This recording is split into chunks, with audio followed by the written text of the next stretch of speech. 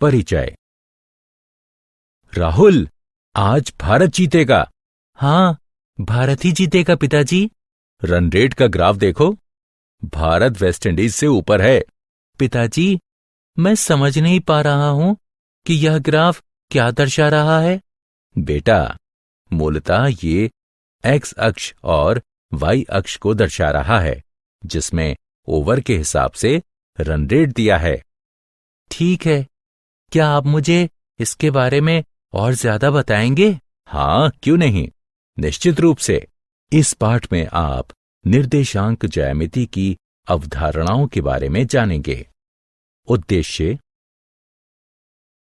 इस पाठ के अंत में आप निम्न करने में सक्षम हो जाएंगे। दो निर्देशांकों के बीच की दूरी को ज्ञात करना, रेखाखंड को अनुपात में विभाजित करना, त्रिभुज का क्षेत्रफल निकालना जिसके शीर्ष दिए हों, दूरी सूत्र। जब दो बिंदुओं के निर्देशांक पता हों तो हम उनके बीच की दूरी ज्ञात कर सकते हैं। जैसा कि चित्र में दिखाया गया है, कल्पना कीजिए कि दो बिंदु ए और बी हैं। एक समकोण त्रिभुज बनाने के लिए हम ए और बी से जाती हुई एक रेखा खींच सकते हैं। अब पाइथागोरस प्रमेय के प्रयोग से हम प्राप्त करते हैं ए वर्ग जमा बी वर्ग बराबर सी वर्ग। अब ए और बी बिंदुओं को चिन्हित करते हैं। एक्स ए का अर्थ है बिंदु ए का एक्स निर्देशांक, वाई ए का अर्थ है बिंदु ए का वाई निर्देशांक। क्षैतिज दूरी ए एक्स ए घटा एक्स बी है।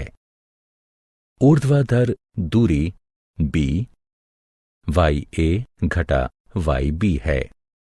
अतः अब हम समीकरण को सी के लिए हल कर सकते हैं, जो कि दोनों बिंदुओं के बीच की दूरी है। यह होगा सी वर्ग बराबर ए वर्ग जमा बी वर्ग। अब ए और बी का मान रखने पर हमें प्राप्त होता है सी वर्ग बराबर एक्स ए घटा एक्स बी का वर्ग जमा वाई ए घटा वाई बी का वर्ग। अंतिम परिणाम है सी बराबर एक्स ए घटा एक्स बी का वर्ग जमा वाई ए घटा वाई बी वर्ग का वर्गमूल। उदाहरण: चित्र में दिखाए गए बिंदुओं के बीच की दूरी को ज्ञात करें। हल: दूरी सूत्र के द्वारा सी बराबर एक्स ए घटा एक्स बी का वर्ग जमा वाई ए घटा वाई बी का वर्ग का वर्गमूल। अतः इस समीकरण को हल करने पर हमें सी बराबर 11.66 प्राप्त होगा। एक्स और वाई के बीच संबंध ज्ञात करें, जहां बिंदु एक्स वाई बिंदुओं 6, 2 और 8, 4 से समदूरस्थ हों। हल: हम मान लेते हैं कि P एक्स वाई बिंदु A 6, 2 और B 8, 4 से समदूरस्थ है। प्रश्न के अनुसार AP बराबर है BP के, इसलिए AP का वर्ग बराबर होगा BP वर्ग के। अतः नीचे दिए गए समीकरण को हल करने पर हमें x जमा y बराबर 10 प्राप्त होगा। विभाजन सूत्र। विभाजन सूत्र: बिंदु P एक्स वाई जो बिंदुओं A x1 y1 और B x2 y2 को मिलाने वाले रेखाखंड को आंतरिक रूप से M1 M2 के अनुपात में विभाजित करता है। उसके निर्देशांक हैं M1 x2 जमा M2 x1 बटे M1 जमा M2 M1 y2 जमा M2 y1 बटे M1 जमा M2। इसका ग्राफीय निरूपण नीचे दिए चित्र में देख सकते हैं। विशिष्ट स्थिति, रेखाखंड का मध्य बिंदु रेखाखंड को 1/1 के अनुपात में विभाजित करता है। इसलिए बिंदुओं A x1 y1 और B x2 y2 के योग के मध्य बिंदु P के निर्देशांक हैं। x1 जमा x2 बटे 2, y1 जमा y2 बटे 2। उदाहरण,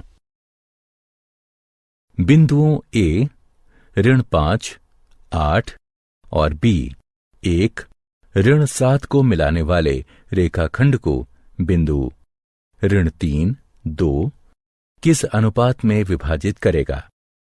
हल, मान लेते हैं अनुपात k/1 है। विभाजन सूत्र के अनुसार -3, 2 बराबर k, -5 बटे k जमा 1, -7 k जमा 8 बटे k जमा 1।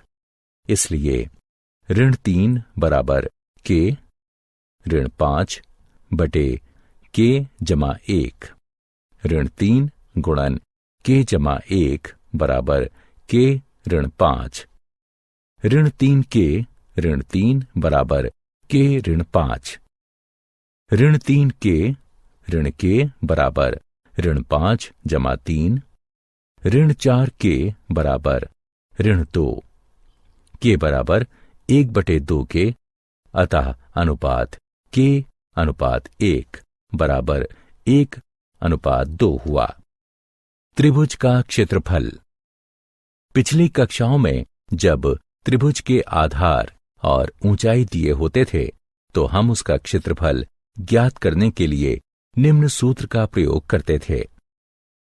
त्रिभुज का क्षेत्रफल बराबर 1/2 गुणे आधार गुणे ऊंचाई। मान लीजिए ABC एक त्रिभुज है जिसके शीर्ष A x1 y1, B x2 y2 और C x3 y3 हैं, तो इसका क्षेत्रफल निम्न सूत्र से ज्ञात किया जा सकता है। त्रिभुज का क्षेत्रफल बराबर 1/2 गुणन x1 इंटू y2 ऋण y3 जमा x2 गुणन y3 ऋण y1 जमा x3 गुणन y1 ऋण y2।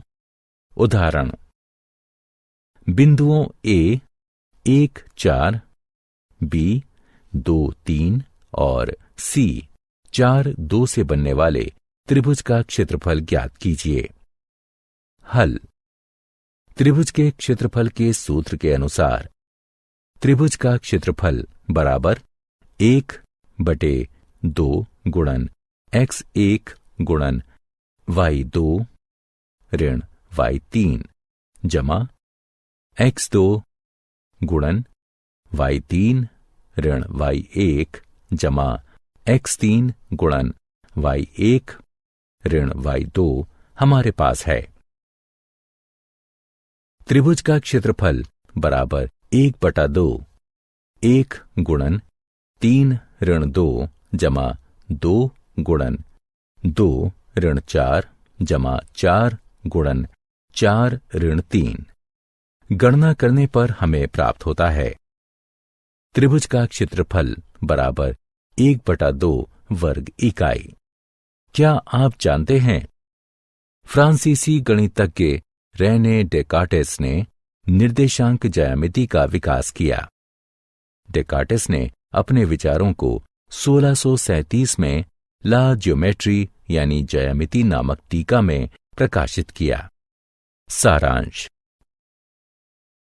आइए हमने जो कुछ सीखा है उसे संक्षेप में दोहराएं। दूरी सूत्र इस प्रकार है: A xa ya और B xb yb के बीच की दूरी xa ऋण एक्स बी का वर्ग जमा वाई ए ऋण वाई बी का वर्गमूल है। विभाजन सूत्र इस प्रकार है। m1 x2 जमा m2 x1 बटा m1 जमा m2, m1 y2 जमा m2 y1 बटा m1 जमा m2। अगर अनुपात 1/1 है तो इसके अनुसार रूपांतरित सूत्र होगा x1 जमा x2 बटा 2, y1 जमा y2 बटा 2।